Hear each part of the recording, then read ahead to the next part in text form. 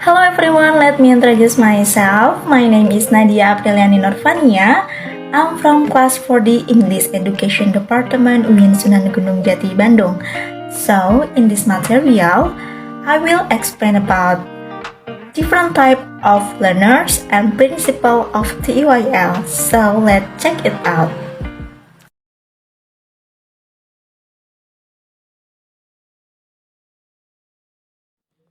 So guys, for the first material, I will explain about different type of learners. Okay, for the first, we can see at the slide, there is slow learners. Slow learners, they also want to learn and succeed like their peers in general. So therefore, parents and teachers play an important role in the life of slow learners.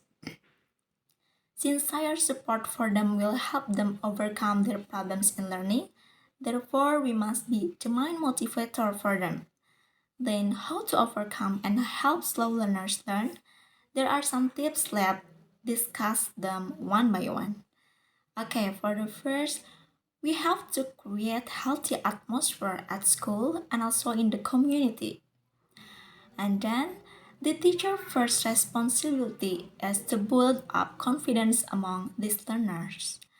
Next, make them believe that they are not less important than the fast learners. And also be patient and consistent with slow learners.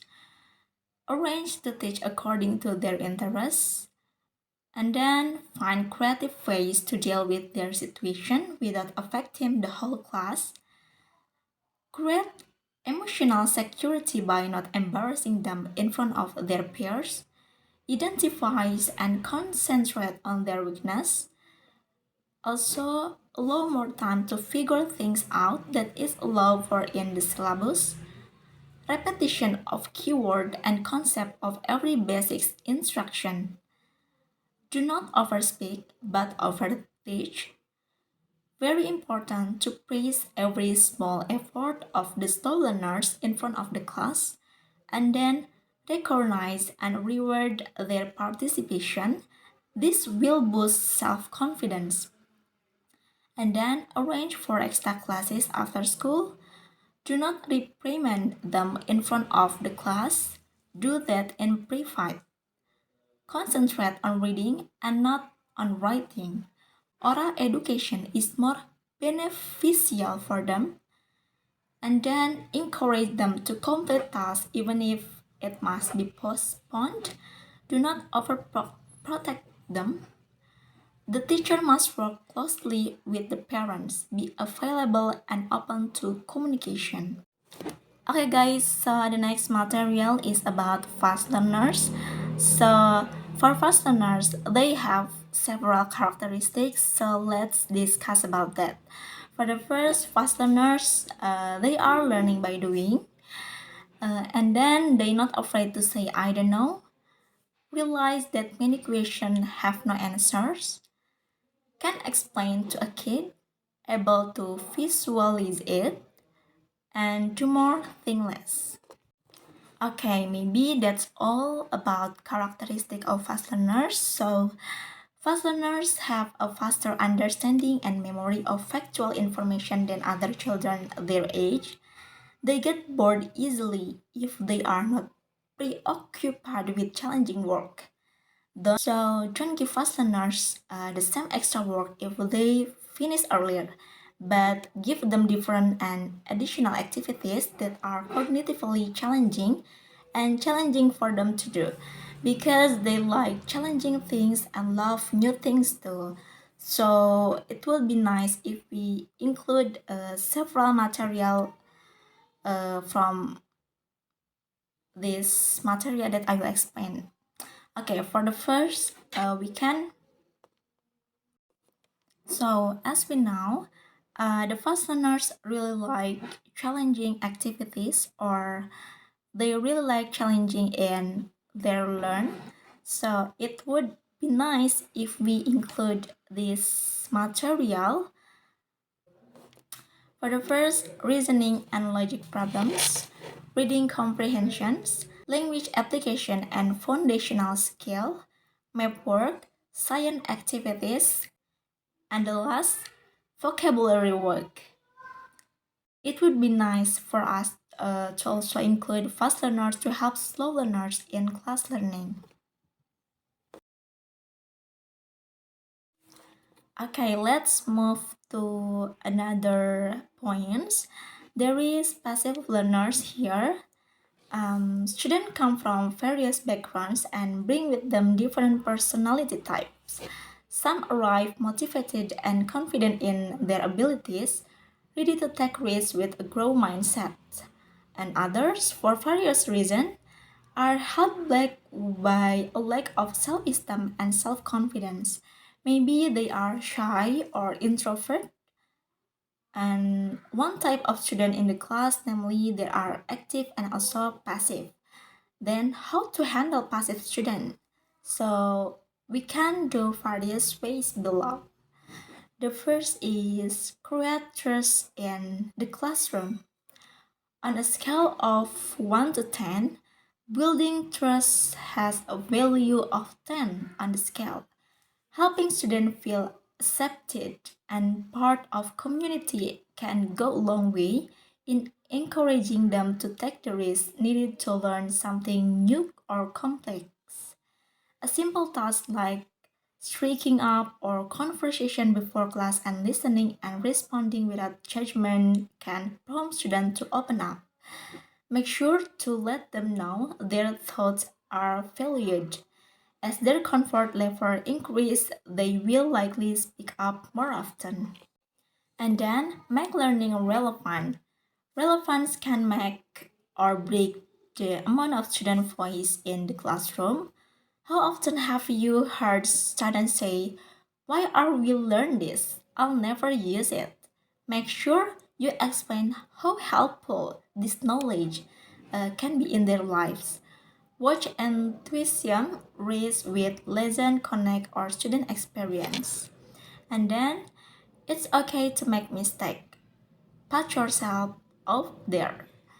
Making a mistake can sometimes be debilitating, but fearing mistake can impede the creative process.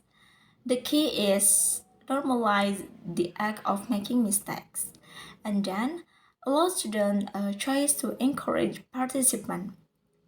Giving students a choice helps them put skin into the game. It gives them a sense of control and increases their motivation to learn. It empowers students to decide how they want to present their learning. And then the last is let them self-report their progress. Giving students the responsibility to design their learning option can be one of the most accelerating exercise your student will experience.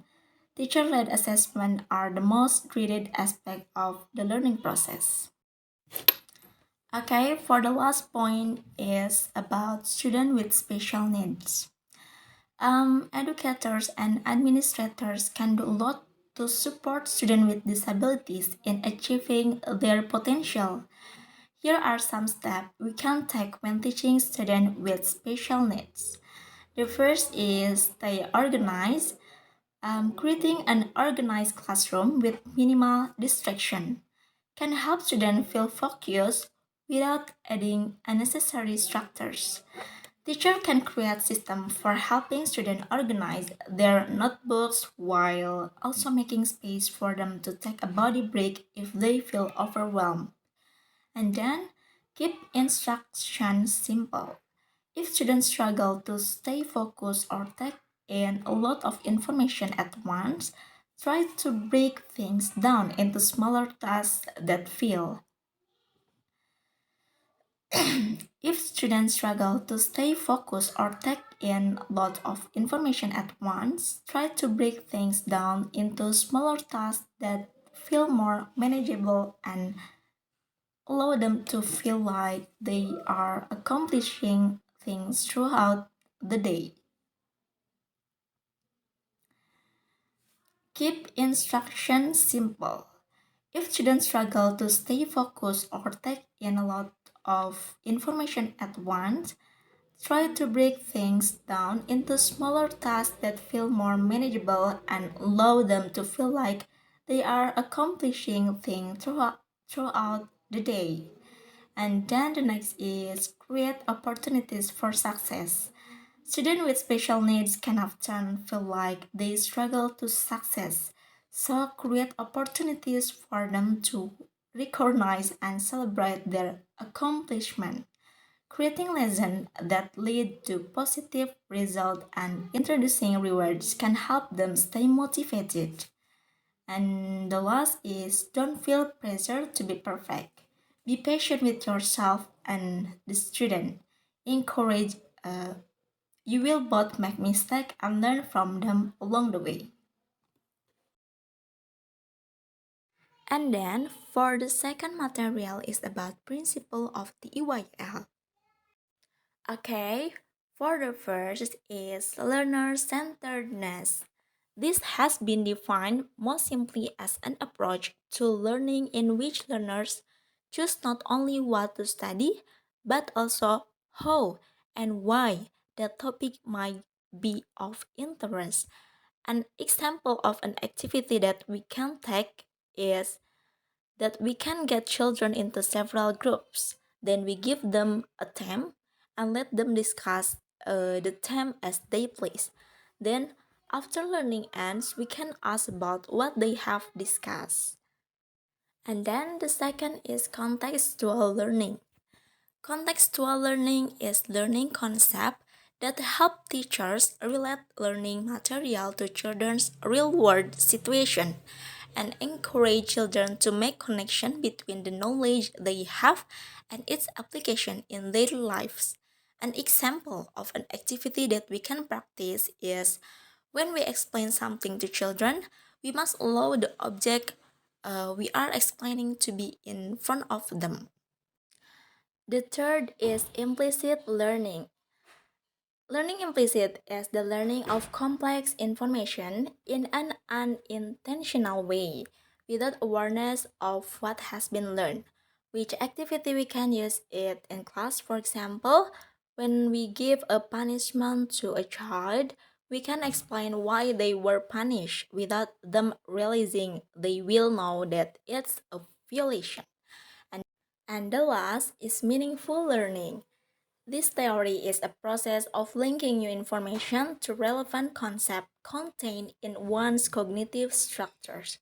For example, when we have taught a child to make an ice cream by showing how to make it through a video, and the child already knows how to make it, we have to add a practice of making ice cream so that they understand better. Okay, maybe enough from me. Thanks. Wassalamualaikum warahmatullahi wabarakatuh.